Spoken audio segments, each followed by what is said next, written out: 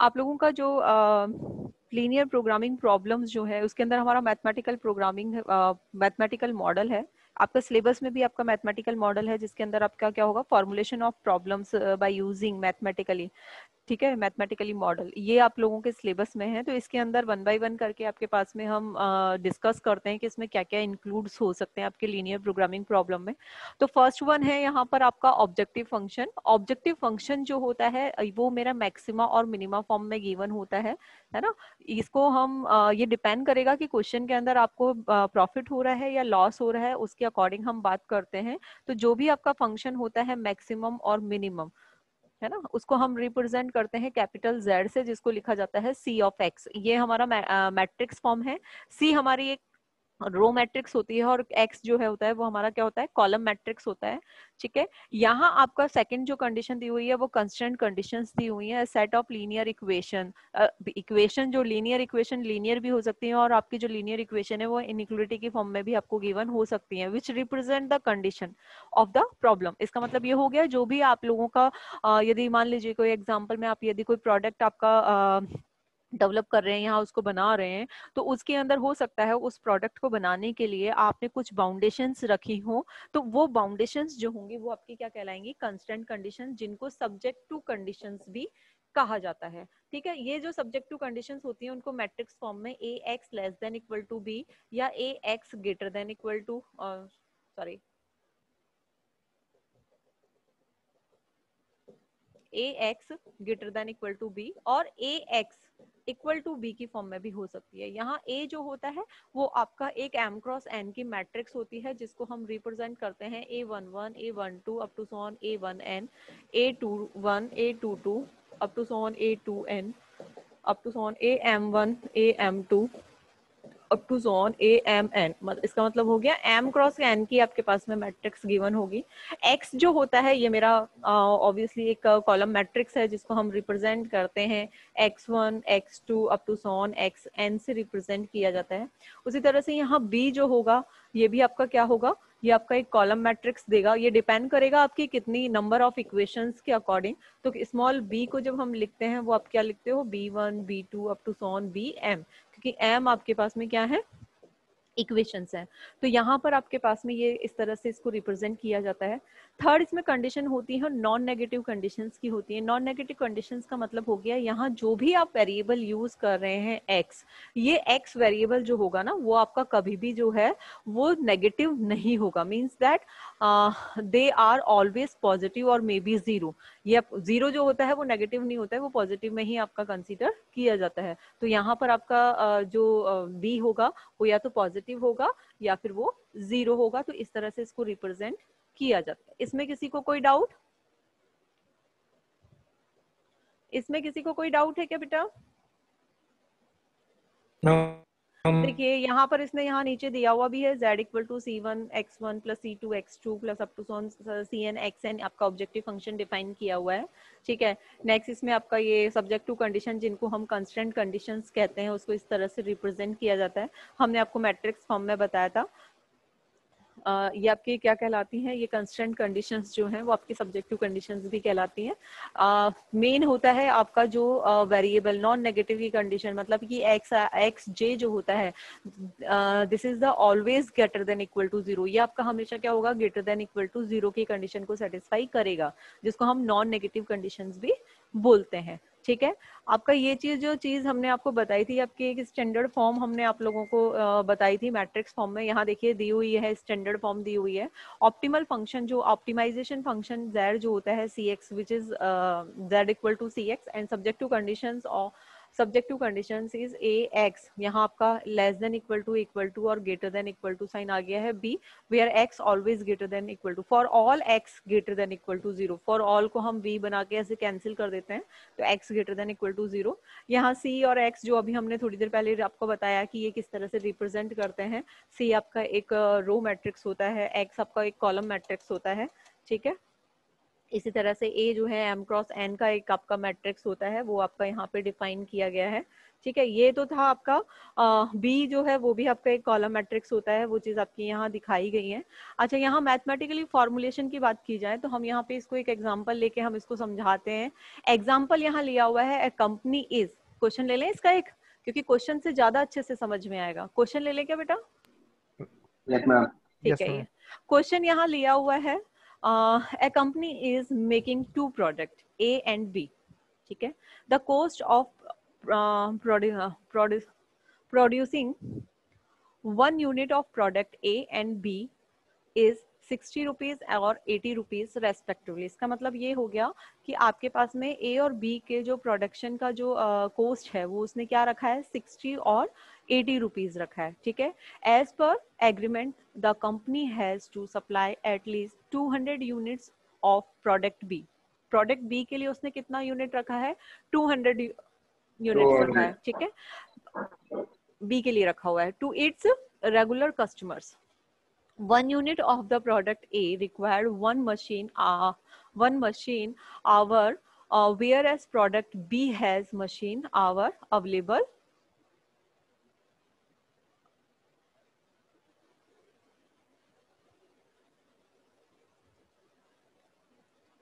abundantly within the company। ठीक है, यहाँ total machine hours available for product A are 400 hours। 1 unit of each product A and B required 1 labor hour each, and total of 500 labor hours are available। The company want to minimize the cost। अब यहाँ minimize दिया हुआ है ना, उसको क्या चाहिए, minimum cost चाहिए। The minimum cost of production by satisfying the given requirements. Formulation the problem as a linear programming. यहाँ यदि क्वेश्चन के अंदर वो आपको दे देता है कि सिर्फ फॉर्मुलेशन करना है तो आपको इसे इक्वेशन फॉर्म में कन्वर्ट करके छोड़ देना है।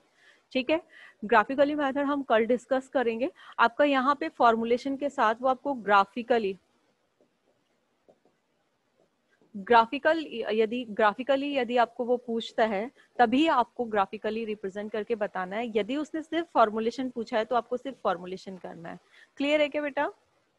हो सकता है क्वेश्चन में आपको क्या दे दे, आपको वो फॉर्मुलेशन करवा के उसे ग्राफिकली भी रिप्रेजेंट करवा ले। तो यहाँ देखिए उसने क्या कहा है, उसने यहाँ पर प्रोडक्ट ए और बी की बात कही है, तो आप ए और बी लेके भी काम कर सकते हैं, या फिर क्या कर सकते हैं कि ए को हम x1 मान लेते हैं और a2 को x2 बी को x2 मान लेते हैं, है ना। a को क्या रिप्रेजेंट करते हैं, x1 से, और b को रिप्रेजेंट करते हैं x2 से। आप ये भी चीज कर सकते हैं, जरूरी नहीं है कि आप हमेशा a को जो है वो आप ए लें या बी लें, डिपेंड्स ऑन यू कि आपके पास में यहाँ पर ये 2 ही प्रोडक्ट्स हैं। तो इसका मतलब ये है कि आप एक्स वाई से भी इसको रिप्रेजेंट कर सकते हैं। ठीक है ना, एक्स और वाई से भी रिप्रेजेंट कर सकते हो, x1 या x2 से भी रिप्रेजेंट कर सकते हो। क्लियर है क्या बेटा? यहाँ कोस्ट के लिए आपका जो दिया हुआ है वो उतना, इसमें क्या दिया हुआ है, यूनिट्स जो दी हुई है 60 और 80 रुपीज आपको दिया हुआ है। ए के लिए कितना है, 60 रुपीज है, और बी के लिए कितना है, 80 रुपीज है। ठीक है, तो और उसने यहाँ पे कह दिया है कि आपका जो कंपनी है ना वो क्या चाहती है, मिनिमम कोस्ट चाहती है। मिनिमम कोस्ट चाहती है, इसका मतलब क्या हो गया कि ऑप्टिमल फंक्शन मेरा कैसा हो जाएगा, मिनिमाइज हो जाएगा, जिसे हम लिखेंगे मिनिमम ऑफ z लिखेंगे। ठीक है, अब मिनिमम z के लिए उसने जो यहाँ मिनिमम जो प्रोडक्ट दिया है उसके लिए कंडीशन क्या दी है, ए के लिए तो 60 दिया है और बी के लिए कितना दिया है, 80 दिया है। तो हम इसको किस तरह से रिप्रेजेंट कर सकते हैं, 60x1 प्लस 80x2, ये इसको रिप्रेजेंट किया जा सकता है। या यहाँ x1 और x2 की जगह आप x और y भी आप कंसीडर कर सकते हैं। तो इस तरह से ये मेरा क्या निकल कर आएगा, ऑप्टिमल फंक्शन हमारा निकल कर आएगा। ठीक है, सेकेंड उसने कंडीशन दी हुई है, एज पर एज, यहाँ 200 की कंडीशन दी है ना, as per as agreement the company has to supply at least 200 की सप्लाई तो कम से कम होनी चाहिए, इससे ज्यादा भी हो सकती है। किसके लिए है ये, बी के लिए है, बी के लिए है, ए के लिए ऐसी कोई कंडीशन नहीं है। इसका मतलब हो गया कि x2 जो होगा ना वो सिर्फ x2 के लिए दिया हुआ है, 200 कंडीशन दी हुई है, वो भी ग्रेटर देन के लिए दी हुई है। इसका मतलब हो गया कि आपके पास में जो कंडीशन निकल कर आएगी वो आपका क्या हो जाएगा, जो कंडीशन निकलेगी सब्जेक्ट टू कंडीशन, उसके लिए कंडीशन क्या हो जाएगी, x2 is greater than equal to 200। Clear है क्या बेटा? Yes ma'am. ठीक है, नेक्स्ट देखिए यहाँ कंडीशन क्या दी हुई है, total machine hour available for product A are 400 hour. ठीक है, आपका अवेलेबल जो मशीन्स पर काम करने का जो टाइमिंग जो दिया हुआ है प्रोडक्ट ए के लिए दिया हुआ है, कितना दिया हुआ है, 400 दिया हुआ है। ठीक है, तो 400 सिर्फ इसी ए के लिए है, बाकी बी के लिए ऐसा कुछ उसने दिया नहीं है। तो हम यहाँ से क्या कहेंगे, 400 तक तो काम कर ही 400 तक कर सकता है, मतलब उससे कम में भी कर सकता है, इसलिए क्या लिखेंगे इसको, x1 less than equal to 400 लिखा जाएगा। समझ में आ गई चीज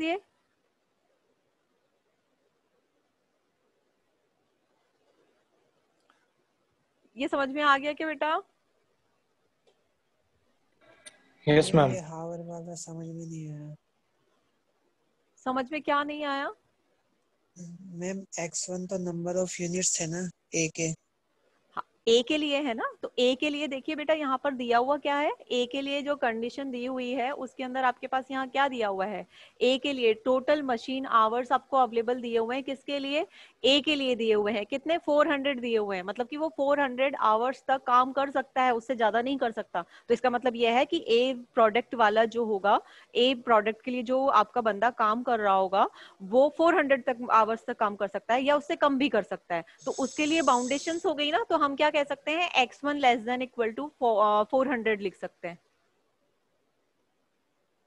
ए के लिए ही तो कंडीशन है ये, बी के लिए तो कंडीशन है ही नहीं ऐसी, है ना। बी के लिए तो सिर्फ क्या कंडीशन थी, बी के लिए ये कंडीशन थी कि आपकी company has to supply at least 200 units of the of product B to its regular customer. जो रेगुलर कस्टमर है किसके लिए, बी के लिए, उनके लिए एटलीस्ट 200 यूनिट्स का सप्लाई वाला जो है वो आपका कंडीशन दिया हुआ था। तो हमने यहाँ से क्या लिखा, x2 greater than equal to 200 दिया।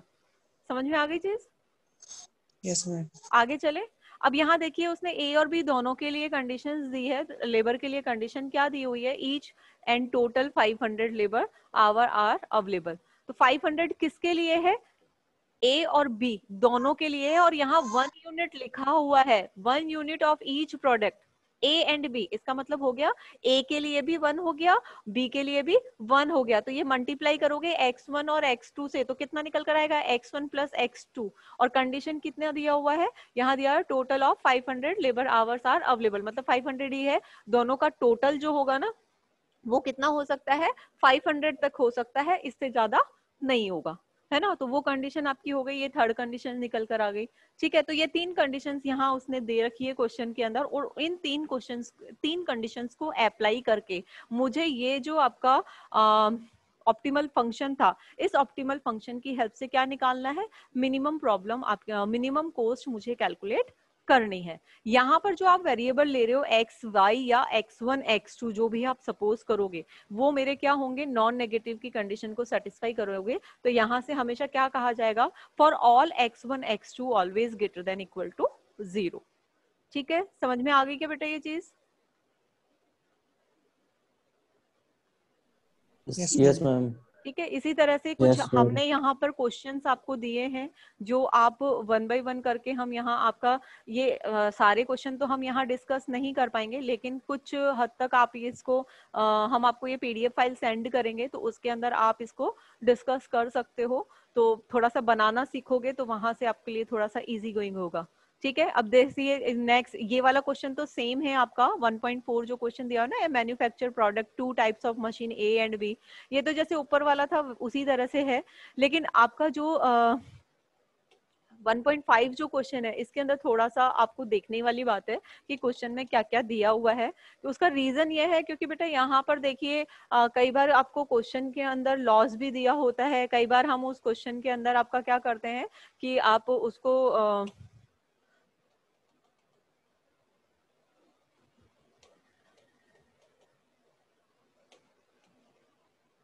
आप उस क्वेश्चन के अंदर कभी कभी क्या होता है कि जैसे मान लीजिए कि मेरे पास में कोई एक काऊ होती है और मैं उसके ऊपर कुछ खर्च भी करूं, तो और मेरे पास पैसा है तो वो उस खर्च को निकाल कर उसके बाद ही तो मैं उसका प्रॉफिट देखूंगी ना। तो वही चीज यहाँ पर लागू की गई है कि कोई कंपनी है उसने अपने प्रोडक्ट्स पे कुछ खर्चा किया और उस खर्चे के अंदर मेरे पास में जो भी लागत आ रही है उस लागत को यदि मैं हटा दूं तो उसके बाद जो मुझे प्रॉफिट मिलेगा उसको हमें कैलकुलेट करना है और वहां से हमें ये चीजें निकालनी है। तो यहाँ पर देखिए यहाँ दिया हुआ है कंपनी, थोड़ा सा क्वेश्चन को देखना समझना उसके बाद ही उसको अप्लाई करना, ऐसा नहीं है आप अपने हिसाब से सारी चीजें करना शुरू कर दो, ठीक है क्या? क्योंकि यहाँ पर आपके पास में उसने रुपीज के लिए रुपीज में दिया हुआ है, जो भी आपके पास में यूनिट्स दी हुई है तो आपको उसी हिसाब से काम करना है, ठीक है। यदि आपको रुपीज में नहीं दिया हुआ है तो आपको उसको बनाना है। समझ में आ गई चीज? Yes, ma'am.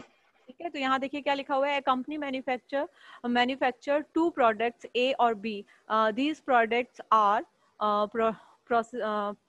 processed in the same machine. It takes 10 minutes to process one unit of product A and 2 minutes of each unit of product B, and the machine operates for a maximum of 35 hours a week. ठीक है, यहाँ week में भी चल रहा है, minutes में भी चल रहा है, तो वो चीज कैलकुलेशन रखना, ध्यान रखना कि सारा चीज आपका सेम स्केल पे होना चाहिए। Product A required 1 kg and B 0.5 kg of raw material per unit. The supply of raw material is 600 kg per week. Market required at least 800 units of product B every week. Product A cost 5 rupees per unit and solid at 10 rupees, whereas B cost 6 per unit and sold at 8 rupees. ठीक है ना, उसने कितने में लिया? 6 में तो लिया और 8 में बेच दिया, ठीक है। तो 2 रुपीज का उसको थोड़ा सा इनकम हो रहा है ना। ऊपर वाले में क्या कहा उसने, 5 में तो लिया और 10 में बेच दिया, तो वहां पे भी 5 रुपए का उसको फायदा हो रहा है। तो यहाँ हमें इसको फॉर्मुलेशन को थोड़ा सा बनाना है, तो यहाँ पे हम कंसीडर कर लेते हैं ए और बी को x1 x2 या xy जो भी आप मानना चाहें उसके अकॉर्डिंग आप मान लीजिए। Let x1 and x2 be the number of products A and B for produced every week. Profit निकालना है मुझे, क्योंकि यहाँ मेरे पास में जो देखिए यहाँ लास्ट जो आपके पास में लाइंस लिखी हैं इसके अंदर उसने प्रॉफिट की ही बात करी है, तो मुझे वो प्रॉफिट कैलकुलेट करना है, ठीक है। तो यहाँ देखिए प्रॉफिट, यहाँ पे आपको पता चल जाएगा कि मुझे प्रॉफिट हो रहा है या लॉस हो रहा है। तो यहाँ देखिए 5 में तो लिया और 10 में बेच दिया, यहाँ 6 में लिया और 8 में आप उसको सॉल्व आउट कर दिया, तो यहाँ पर आपको प्रॉफिट हो रहा है। यहाँ 5 रुपीज का प्रॉफिट हो रहा है और यहाँ कितने का हो रहा है, 2 रुपीज का प्रॉफिट हो रहा है, ठीक है। तो ऐसा नहीं है आप यहाँ पे डायरेक्ट लिख दें, ठीक है ना, तो उसको बनाना पड़ेगा। Profit of 1 unit of product A is 5 rupees and profit of 1 unit of product B is this one.